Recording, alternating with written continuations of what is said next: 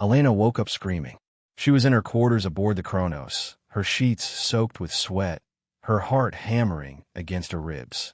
For a moment, the memories of the explosion, of meeting her future self, of Earth's annihilation, were crystal clear. Then, like a dream upon waking, they began to fade. But not entirely. Elena sat up in bed, trying to hold onto the fragments of memory that felt too real to be a nightmare.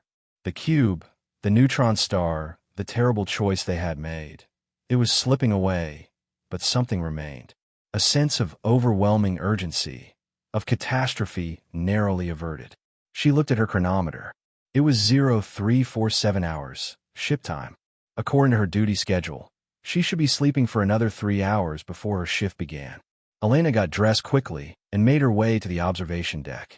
The neutron star PSRJ 1847-2345 pulsed in the distance, its radiation beam sweeping across space with metronomic precision.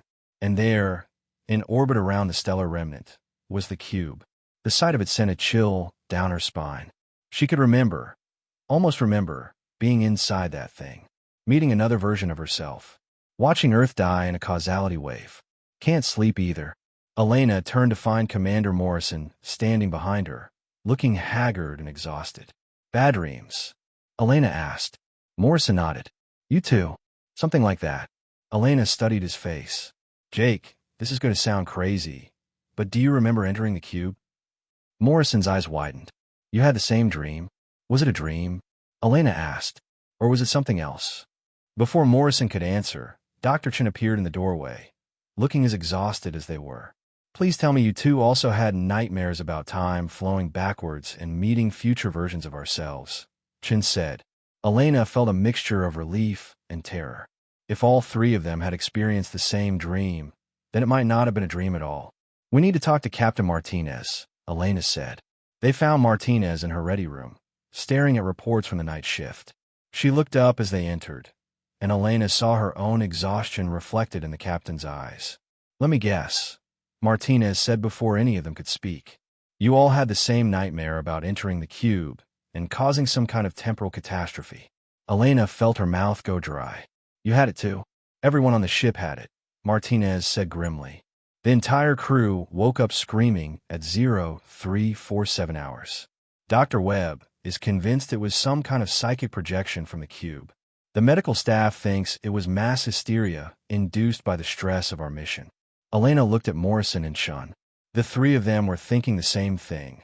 Their dream had been too detailed, too consistent across multiple people, to be explained by psychology. Captain, Elena said carefully, what if it wasn't a dream? What if we actually experienced those events, but somehow the timeline was reset? Martinez leaned back in her chair. That's a hell of a theory, Dr. Vasquez. Do you have any evidence to support it? Elena thought about the fading memories of her meeting with her future self. Most of the details were gone now, but the emotional impact remained. The certainty that approaching the cube would lead to disaster. No hard evidence, Elena admitted, but I have a very strong feeling that we should not attempt a close approach to the cube. Agreed, Morrison said. Whatever that thing is, it's too dangerous to investigate directly. Chen nodded. The risk-to-benefit ratio is completely unacceptable. Martinez studied them carefully. You're all highly trained scientists. You spent 18 months working toward the goal of investigating that cube. And now, based on a shared nightmare, you want to abandon the mission. Elena met the captain's gaze steadily. Yes, that's exactly what I'm suggesting. Martinez was quiet for a long time. Finally, she turned to her computer terminal and pulled up the mission parameters from Earth Command. Our orders are very clear, Martinez said. We are to investigate the anomaly and report our findings. We've already lost 17 probes. Earth Command is expecting results. Then we give them results, Elena said. We report that the cube is too dangerous to approach directly. We recommend long-range observation and analysis only. And if they order us to proceed with a close approach anyway. Elena thought about the memory of watching Earth die, of the terrible weight of responsibility for an entire species' extinction. Then we refuse, Elena said quietly. And we accept the consequences. Martinez raised an eyebrow. That would be mutiny, Doctor. Yes, Elena said. It would. The room fell silent. Elena could see Morrison and Chun struggling with the same conflict she felt. Duty to their mission versus an unshakable certainty that approaching the cube would lead to catastrophe. Finally, Martinez spoke. I've been in space for 20 years. I've learned to trust my instincts, even when they conflict with orders. And right now, my instincts are telling me that you're right. Elena felt a surge of relief. I'm going to send a report to Earth Command recommending that we maintain our current safe distance and conduct long-range observations only, Martinez continued. I'll cite the loss of 17 probes and the anomalous effects on crew psychology as justification. And if they order us to proceed anyway? Morrison asked. Martinez smiled grimly. Then we'll have to decide whether we're explorers or executioners. 3 months passed. Earth Command's response to Captain Martinez's recommendation was predictably bureaucratic. A stream of messages questioning the crew's resolve, demanding more detailed justifications, and ultimately sending a review committee aboard a faster ship to evaluate the situation. During those 3 months, Elena and her colleagues maintained their long-range observations of the cube. They mapped its surface patterns, analyzed its gravitational effects, and monitored its interaction with the neutron star's magnetic field. What they found only reinforced their conviction that they had made the right choice. The cube's influence on the neutron star was subtle, but measurable. Elena's detailed analysis showed that the stellar remnant's magnetic field was indeed being affected by the cube's presence, with small but growing instabilities that could, under the right circumstances, cascade into a catastrophic magnetic field reversal. It's like a slow-motion time bomb, Elena explained to the assembled crew during one of their weekly briefings. The cube's temporal field is gradually destabilizing the neutron star's magnetosphere. If something were to suddenly increase the field strength, say, by introducing additional mass energy into the cube's interior, it could trigger a nova event. Dr. Webb, who had initially been skeptical of their decision to avoid close approach, was now their strongest supporter. His analysis of the crew's shared nightmare had revealed disturbing patterns. The psychological profiles are unlike anything in the literature, Webb reported. Shared hallucinations of this complexity and consistency don't occur naturally. The crew experienced what amounts to perfect memory synchronization across multiple individuals. That suggests external influence. You think the cube was somehow transmitting information to us? Chen asked. I think, Webb said carefully, that the boundaries between past, present, and future are more fluid than we understand. It's possible that we actually received memories from an alternate timeline, one where we made a different choice. Elena felt a chill at the suggestion. If Webb was right, then somewhere in the quantum multiverse, versions of themselves had indeed entered the cube, triggered the neutron star's collapse, and doomed Earth in their desperate attempt to send a warning backwards through time. The review committee arrived aboard the UES Destiny, a military vessel with more firepower than the entire civilian fleet.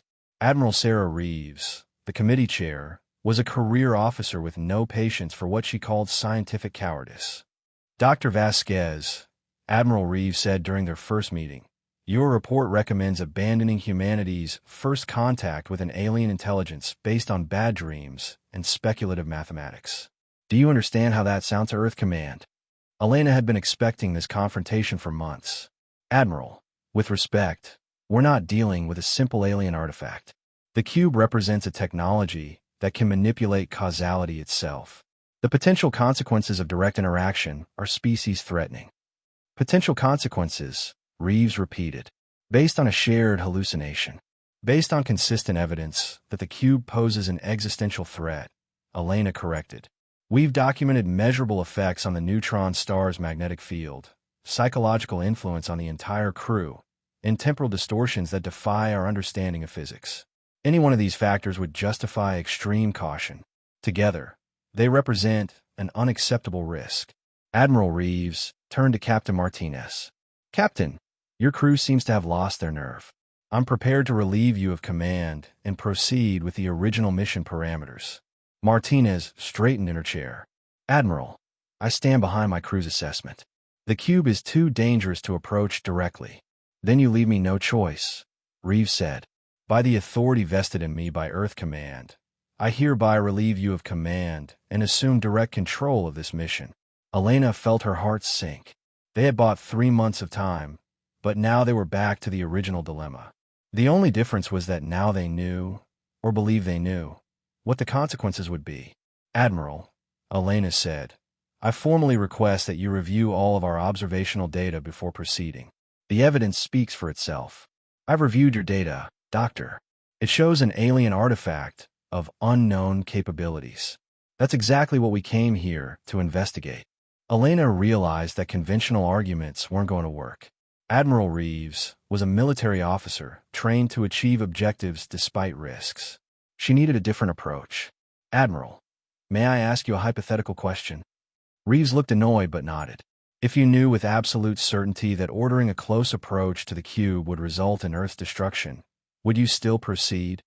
"That's a ridiculous hypothetical, Doctor." "Is it? Because that's exactly the choice you're making. Our analysis shows that approaching the cube will destabilize the neutron star and trigger a causality wave that will sterilize Earth. We may not be able to prove it to your satisfaction, but we're certain of it." Reeves leaned forward. "Dr. Vasquez, certainty without evidence is called faith, not science. I deal in facts, not beliefs." Elena felt a moment of desperation. How could she convince someone who demanded proof of something that could only be proven by doing the very thing that would destroy them all? "Admiral," Morrison interjected, "what if we compromise? Instead of a crude mission, what if we sent a probe with enhanced communication capabilities? Something that could maintain contact, even within the cube's influence." Elena shot Morrison a grateful look. It wasn't a perfect solution, but it might buy them more time. Reeves considered the suggestion. "What kind of enhanced capabilities?" "Quantum entanglement communication array," Chin said quickly. "Real-time data transmission regardless of temporal distortion effects. If something goes wrong, we'll know immediately." Elena held her breath as Admiral Reeves weighed the proposal. It was still dangerous. They had no way of knowing if even an unmanned probe might trigger the cascade that would doom Earth. But it was better than sending a crude shuttle directly into the cube. "Very well," Reeves said finally. "We'll try it your way first. But if the probe mission fails to provide satisfactory data, we proceed with the original plan." "Understood." Elena nodded, knowing they had just bought themselves a little more time. But time for what? Eventually, someone would enter the cube. Eventually, the catastrophe would unfold. Unless they could find another way. The advanced probe was unlike anything previously sent toward the cube. Designated QEC-18, it carried the most sophisticated quantum entanglement communication array ever constructed, capable of maintaining real-time contact across any distance or temporal distortion. More importantly, it was equipped with an emergency self-destruct mechanism that could be triggered from the Chronos if something went wrong. Elena watched from the bridge as QEC-18 approached the cube. The familiar knot of anxiety in her stomach reminded her of the 17 previous probes, all lost without a trace. But this time felt different. This time, they were prepared for the impossible. "Probe approaching the 10,000-kilometer mark," Morrison reported from the communication station. Elena held her breath. This was where all the previous probes had vanished. "Contact maintained," Morrison announced. "QEC array is functioning perfectly." Elena felt a surge of relief. At least they would finally get data from within the danger zone. "Probe is detecting massive gravitational anomalies," Chen reported from the science station. "Temporal distortion effects increasing exponentially as it approaches the cube." Admiral Reeves watched from the captain's chair. She acclaimed from Martinez. "Continue approach. I want that probe inside the cube." Elena wanted to protest, but she bit her tongue. They had made their deal. 5,000 kilometers, Morrison called out. "Probe chronometers are beginning to malfunction. Readings showing temporal phase shifts." Elena studied the incoming data streams. The probe's sensors were detecting the same impossible effects they had experienced in their shared nightmare. Time flowing backwards, causality loops, space-time itself warping into non-Euclidean geometries. 2,000 kilometers. Probe is detecting. Wait, this can't be right. Morrison's voice carried a note of confusion. Elena looked at his displays and felt her blood turn cold. The probe's visual sensors were showing 3 figures floating in space near the cube. 3 figures in environmental suits that looked remarkably familiar. "Are those Chen began. It's us, Elena whispered. Or versions of us. The figures in the environmental suits were indeed Elena, Morrison, and Chun, but these versions looked different. Older, worn down by experiences Elena couldn't imagine. The other Elena was making gestures toward the probe, trying to communicate some kind of warning. Admiral, Elena said urgently, we need to pull the probe back immediately. Absolutely not, Reeves replied. This is exactly the kind of data we came here to collect. But the figures, they're trying to warn us. Doctor, those are clearly hallucinations caused by the temporal distortion fields. Continue the approach. Elena watched in growing horror as the probe crossed the 1,000-kilometer mark. The figures in space became more agitated, their gestures more desperate. The other Elena was pointing back toward the Kronos, making slashing motions across her throat. Probe entering the cube's boundary, Morrison reported.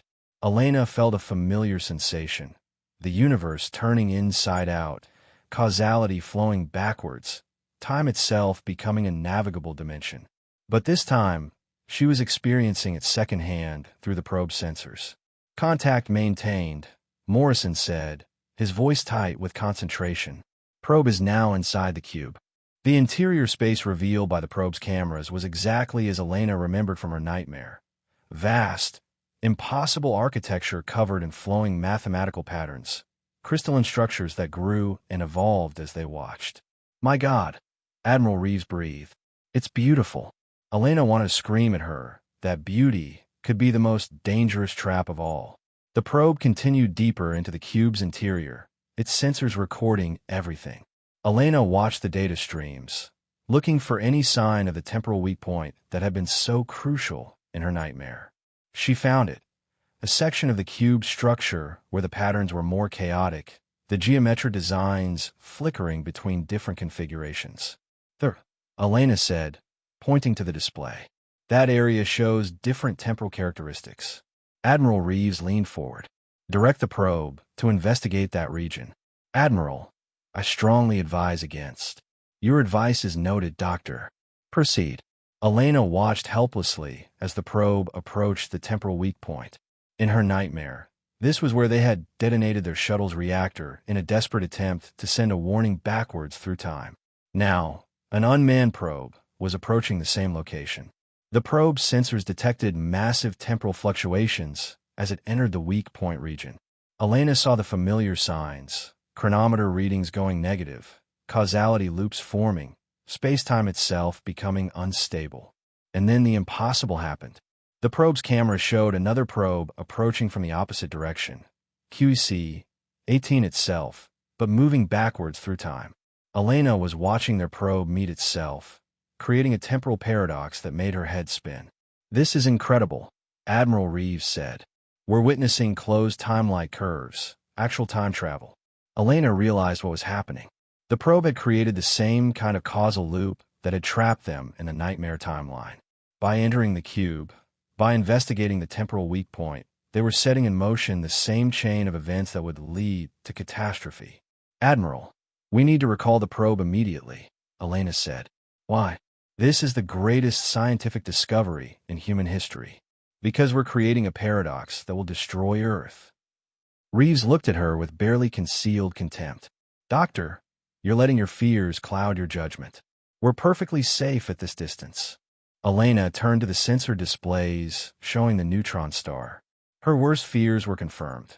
The star's magnetic field was beginning to fluctuate, showing the same instabilities that had preceded the nova in her nightmare timeline.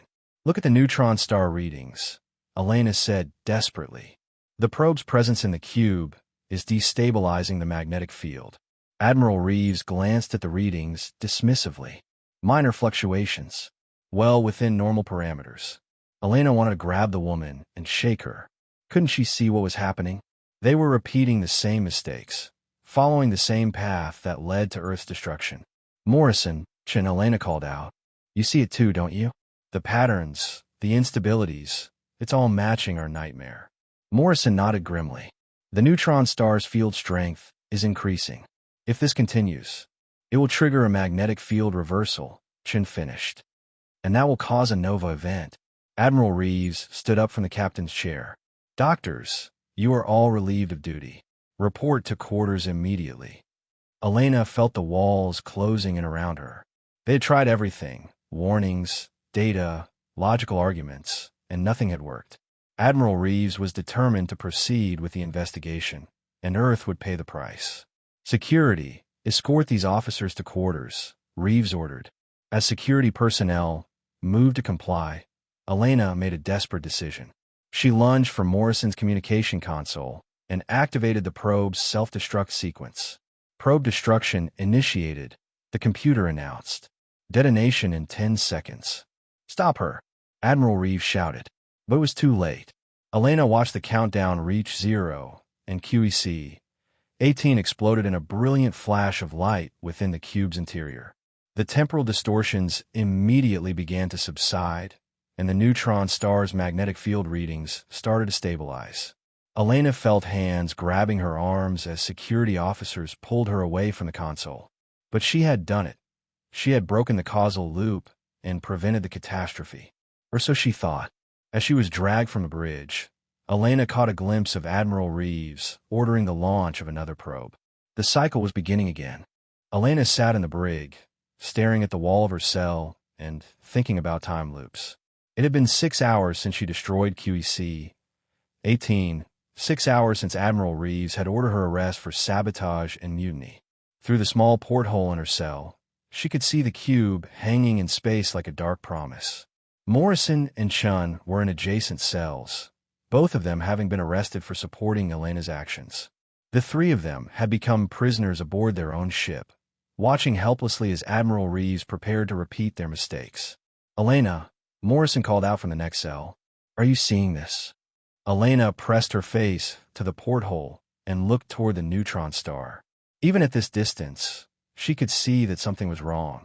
The star's normally steady pulse was becoming irregular, its magnetic field lines twisting into impossible configurations. She launched another probe, Chin said from her cell. "QEC-19. It entered the cube 2 hours ago." Elena closed her eyes and felt the weight of inevitability. No matter what they did, no matter how they tried to warn people, the pattern always repeated. Someone would always be curious enough, ambitious enough, or foolish enough to investigate the cube, and Earth would always pay the price. "Elena," Morrison's voice was quiet. "Do you think we're trapped in some kind of cosmic time loop, doomed to repeat these events forever?" Elena considered the question. In their nightmare, they had experienced 17 days inside the cube, 17 days of searching for a solution to a problem that had no solution. Now they were on the outside, watching the same events unfold from a different perspective. "Maybe," Elena said, "or maybe this is just what the universe looks like when you can see all the possible timelines simultaneously. We're not trapped in a loop. We're witnessing all the ways this story can end." Through the ship's communication system, she could hear Admiral Reeves coordinating with QEC-19. The probe had found the same temporal weak point, detected the same impossible phenomena, recorded the same paradoxes. And just like before, Reeves was ordering it to investigate further. Elena thought about the patterns on the cube's surface, the mathematical language that her future self had described as an apology. An ancient civilization's attempt to create a gift for younger species, turned into a trap by their own imperfection. Perhaps that was the real meaning of the cube.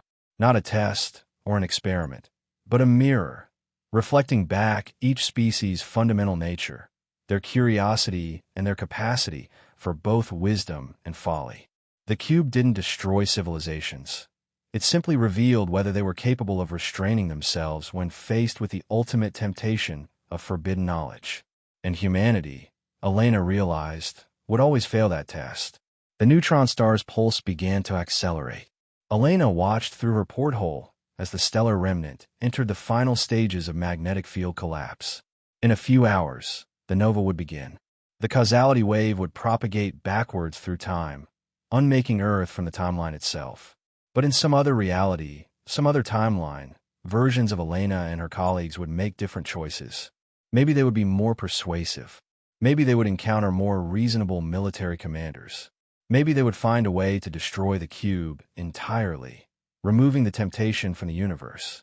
Or maybe, in some distant future, Humanity would finally evolve beyond its need to open every door, to explore every mystery, to risk everything for the sake of knowledge. Maybe someday a human crew would encounter the cube and simply walk away. Elena smiled at the thought. It was a beautiful dream, even if she would never live to see it.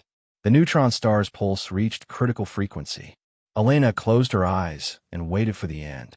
And in the quantum foam of possibility, in the spaces between reality, where all potential futures existed simultaneously, another Elena opened her eyes aboard the Kronos and began the cycle anew, carrying with her the fading memory of a dream about time flowing backwards and the terrible price of curiosity. The cube waited patiently in its orbit, as it had for millions of years, as it would for millions more.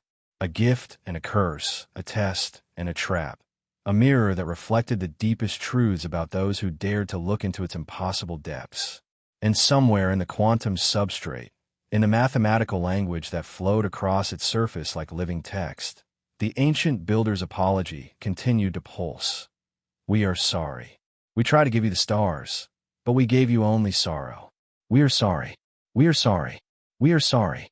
The pattern repeated, would always repeat, in the eternal dance between curiosity and caution, between knowledge and wisdom, between the dream of transcendence and the reality of consequence.